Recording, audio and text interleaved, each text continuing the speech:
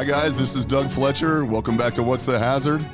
It is Friday, December 10th, here in Omaha, Nebraska. Cold. We're supposed to get snow, the first snow of the year.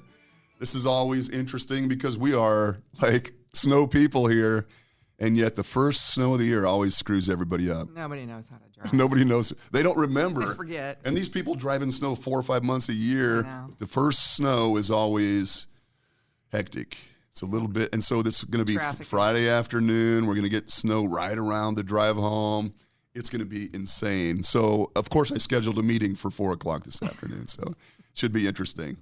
Well, I hope everybody had a good week. Welcome. Thanks for listening and for viewing. We are actually doing video at this point, so audio and video, Beth. So this is very exciting for you, I'm sure. I see that you actually, most of my guests don't prepare for the video portion of the show. So I didn't really prepare. Yes, you did. Your hair and makeup people weren't here. Yeah, exactly. Yeah, well, based on the budget of What's the Hazard, hair and makeup is going to be each of us in the bathroom for a few minutes beforehand. I'm sitting here with a good friend of mine. I've asked you a number of times. I know you're incredibly busy, so thank you for making time this morning. I'm here with Beth Fye. You are the Director of Risk Management at Omaha Steaks, an iconic company. Everybody has, I'm sure, heard of Omaha Steaks. If they haven't had any, if they couldn't afford them, they've at least heard of them. Oh, come on. We have great specials on the internet, you especially do have at this time of year. No, you do have great We're specials. Crazy, yeah. And I get them all the time. And this is the crazy time of the year for you guys, isn't it? We're just crazy right now. Well, that's what I would like to talk about. I think it's really interesting, and there's a few things. We've been working together for a number of years. We actually started working together when I was with OSHA, and I was part of the VPP, the Voluntary Protection Program team that came and did the initial audit at Omaha Steaks. Mm-hmm. So I would like to talk about VPP, but I think something that is really fascinating about you guys is, the seasonal work that you do, particularly around Christmas. I'm sure Father's Day is also big, but Christmas is the big event for you guys, and that means temporary employees and lots of them. Oh, yeah. So let's talk a little bit about temporary employees. I mean, just give people an idea what is involved at Omaha Steaks. I mean, it's the magnitude of this and then the challenges. Right. Well, we hire about 4,000 temporaries just to get through the holidays. And so we start planning in May, and then in September, October, we start having job fairs and hiring. And for our distribution centers, we have to hire about 800 people to be there because we open a second distribution center, and then we go 24/7. So we have 2 full distribution centers running for the whole month of December. And so just to get 800 people to show up and be there, we have to hire about 2,000. Okay. Because you get about maybe 40% that just don't even show up after you hire You've them. hired them and they don't even show. Yeah. And then you get people who come one day and I don't like this and go. So and then just people come and go throughout. Sometimes they'll just miss a day. They kind of just come and go. They're not really accountable for anything, are they? At that point, I mean, what's the length of time that you hire them for? What is the Christmas season? We bring in some groups in November and start building and training the more skilled type jobs where you have to know how to put the labels on the coolers, pack the coolers a certain way, and then the big start date this year I believe was November 28th. Okay. And then we started going 24/7, and I think the last shift is scheduled for the 22nd, 24/7. And there's been a couple times though we've gone into the next week or even into January, just depending on sales volume. Okay. So it's just quite a challenge. And being in safety, what we've had to do is we try to minimize our risk, of course, risk management, as much as possible. So we actually do little mini physical abilities tests on all of them. Mm-hmm. Now, we don't do the full-blown, but we see if they can lift a cooler, how heavy of a cooler can they lift, pinching and gripping, we have some racks that are pretty tall, and they're on, you have to get stairs to get to it. So, although you can't, discriminate against shorter people, they have to be able to reach the top of that rack from the top step, or because they can't climb the rack, that's a safety hazard. So we do a reach test. And generally they get hired anyway, even if they can't work in the freezer. You'll find something for them, of course. Absolutely. Okay. So we just do a little mini assessment, determine which jobs they qualify for, and then our HR does a great job of putting them into the right jobs. Okay. And so let's talk about that a little bit, and even Omaha steaks in general. Having been raised in Omaha, I've been familiar with Omaha steaks, I guess, my whole life. Has it existed my entire life? It's been around for 60 years? Since 1917, so it's over 100 years. Oh, so it's been around in my entire lifetime, or at least most of it. But, I mean, so you have what we will call production facilities where they are actually processing the meat, cutting the meat, right? Those types, packaging the meat, and then you have distribution centers where this packaged material, the meat products are now being boxed up or coolered and shipped out with dry ice and all, those types of things. So it's and then there's a smaller location just outside of Omaha, the Schneider facility. So there are 5 locations. Yeah, so we have 3 plants. 3 plants. And two distribution centers. One distribution center only operates basically usually November, December, and the rest of the time we use it for storage and other things. And then, but when COVID hit, I mean, we got crazy busy because that's what we do, mail order, internet, orders, deliveries. Right. So we actually just went right back into Christmas mode almost instantaneously, and I think it was a good 10 weeks, almost 2.5 months where we were 24/7 again at both. And that was in the spring of 2020? Spring of 2020. Oh my gosh. So we called back a lot of people that had worked for us for Christmas and got people hired, and so it was actually much more difficult than a normal Christmas season because you take your regular staff and some of them move to nights and and they're thinking, oh, it's going to be like 3 or 4 weeks, just like Christmas is a 24/7, about 4 weeks.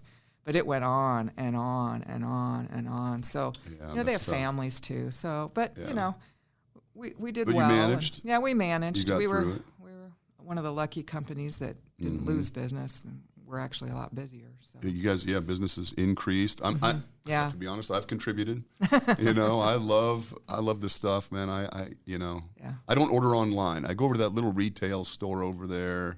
Yeah. And then I pretend that I'm an employee, Yeah, and, But some of those packages on the internet, my mom will call me up sometimes and go, hey, is this a good deal? And I'll look at it and I go, yeah, that's better than employee pricing. Yeah. So. Well, so let's get back to this challenge of these temporary employees. If you have to hire thousands in order just to fill the 800 spots that you need to run 24/7 in the distribution centers, we used 6. How do you find that many people? Well, we hire as many as we generally can, but we use 6 temp agencies too. Okay. So then you have temp agency agreements and training of all of those people as well. And this year we did something a little different than what we did last year. We rented 3 trailers outside of our distribution centers. So each of our 2 distribution centers has 3 trailers, and they go in the first one, and HR just kind of checks them in quick, and they clock them in. They go to the next trailer, and if they don't have a vaccine card, they get COVID tested. So the second trailer, immediately in the out in the trailer, and then once they get their test results, which takes about 15 minutes. And we time it so we stagger people so we don't have 100 people in a small trailer. Sure.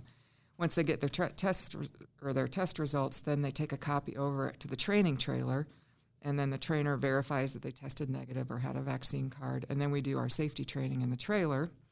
And then in trailer number 3. In trailer number 3. Right. And then they go in the building and start working immediately. So really? Yeah, what we saw last year was we did a little different. We had a space kind of rented, and we went and did all this, and then it was taking longer to get COVID test results. It was just a different type of test, and so then after a couple days, these people, the show rate was horrendous. Yeah. And we thought, well, let's just have them start the same Don't day let them they go show home. up. They don't get to go home. Go to work right now.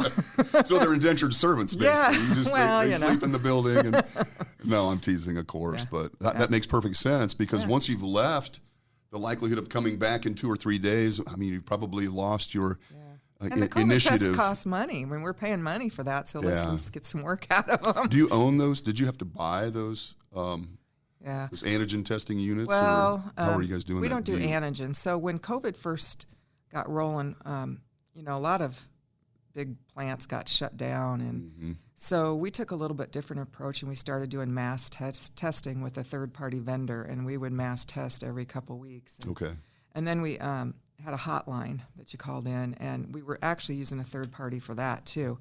And then when we hit about July, August, we thought, well, let's try to bring this more in-house. So we work with a physician who's actually out of Lincoln, but he runs a clinic. We opened our own clinic, got it set up and running in about 6 weeks. Wow. Found a space right in between our two plants, which are very close together in Omaha. Mm-hmm. So we set up a lab, and they set up a lab in the back. We used biofire testing, which was a PCR test.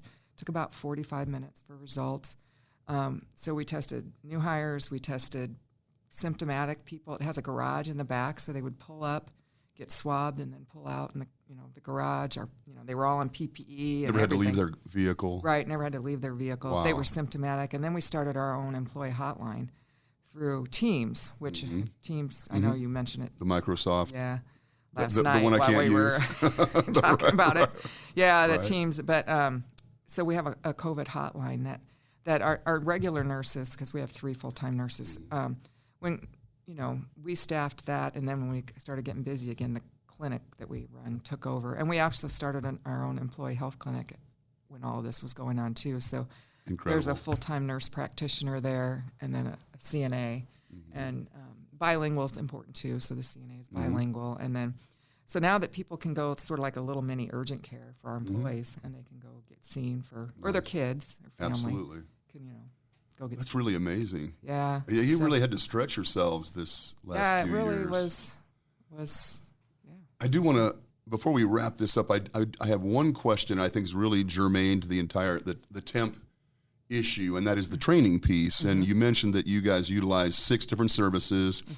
Have you negotiated, as an OSHA guy or a former OSHA guy, the compliance directives talk about the service will do this training and the host will do this training. Have you negotiated that with them, and how does that look? Yeah. We negotiated all that up front, that we were going to handle the training. In the past, we've asked them to handle the training, and we've actually given them our training to handle. Okay, and then they would administer and they would that. administer it, and then had to show Gotcha. up with the training documentation before they started. But we felt like we know our business better than the agency, and so we can explain things and give examples better. So we moved that back to our people do that, and that's why we have that extra trailer this year. And so we're doing that, and we have it in English and Spanish, and then. But you prefer to do all of the training. You've just chosen that. Yeah, we've kind of chosen that. It can be difficult, but by COVID testing all these people and training them even outside the building before they get in the building, it makes it safer. So. Yeah.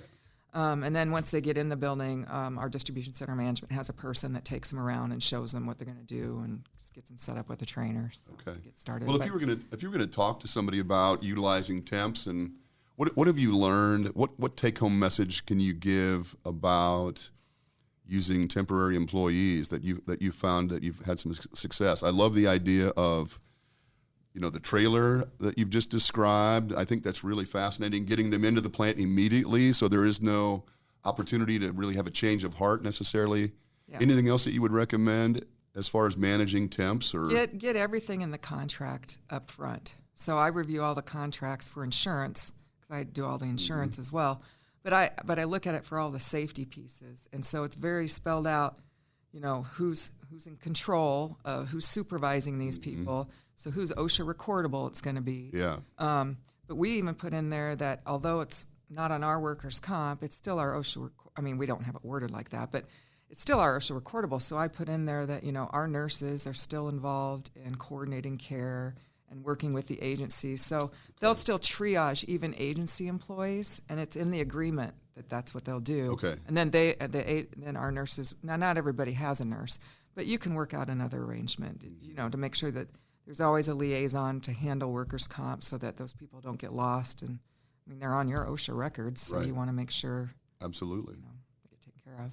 Very good. I love that. Okay. Yeah. I like that. Thanks, Beth. Sure. That was really interesting stuff. This is just such a monumental undertaking. We've spoken about it many, many times, and it's just so fascinating to me that it's even possible to orchestrate that many temporary employees, and you do it successfully.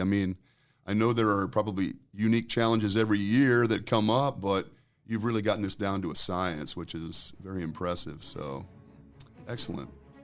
Well, everybody have a good weekend. I'll be back in touch. Actually, Beth and I are going to talk again. We're going to talk about the OSHA Voluntary Protection Program next. So Thanks for listening or watching, depending on what medium you chose. And we'll talk again soon. Have a good weekend. Talk to you later. Bye-bye.